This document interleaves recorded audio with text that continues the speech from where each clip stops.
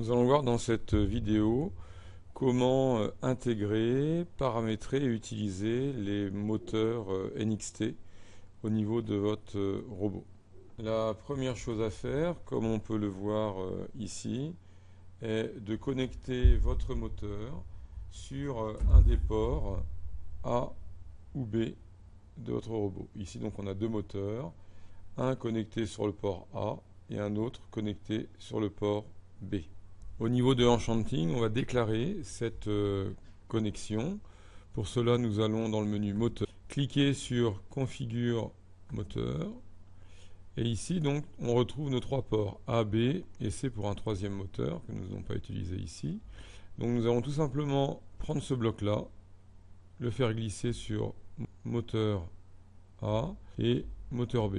Attention de ne pas sélectionner les moteurs de type RCX, ancien modèle de robot Lego, mais NXT moteur. Et ici, moi, j'aime bien renommer mes moteurs en moteur A et moteur B.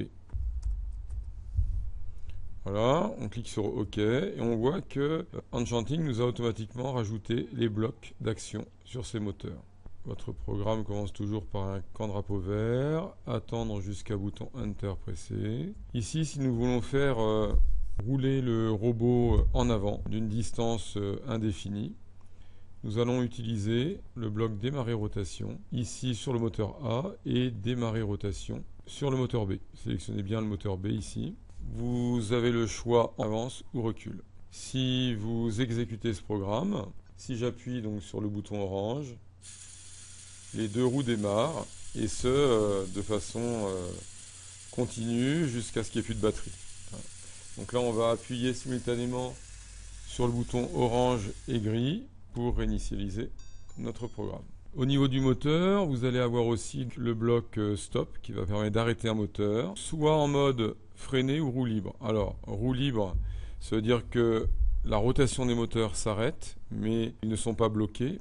Ils peuvent continuer à tourner un petit peu avec la force d'inertie. Si vous sélectionnez freiner, par contre, quand vous allez arrêter le moteur, la rotation va se terminer, mais le moteur va être bloqué à l'arrêt. Donc ce qui va lui faire des petits à-coups. À vous de voir, en fonction de ce que vous voulez faire, le mode qui vous convient le mieux. Vous avez le prédicat moteur en mouvement, qui est en mouvement, qui vous permet de savoir si le moteur est en train de tourner ou pas. Ensuite, il faut le savoir qu'à votre moteur est associé un tachymètre, c'est-à-dire un petit module qui permet de savoir de combien de degrés il tourne. Donc ça, vous pouvez récupérer cette information grâce à angle de moteur A en degrés qui va vous renvoyer la rotation en degrés effectuée depuis le démarrage. Vous avez également référence moteur A 0 degré qui vous permet de réinitialiser le tachymètre pour le remettre à 0 à un moment donné. Vous avez le tourne permet lui de faire tourner le moteur d'un certain angle. Jusqu'à la fin, il va rendre la main au programme quand il aura terminé la rotation. Démarrage simple, il lance la rotation ici du moteur de 90 degrés, mais il vous rend la main automatique. Ce sera à vous de voir lesquels utiliser, à quel moment et pourquoi. Et sinon, vous avez la configuration de la vitesse. À vous d'expérimenter, de tester.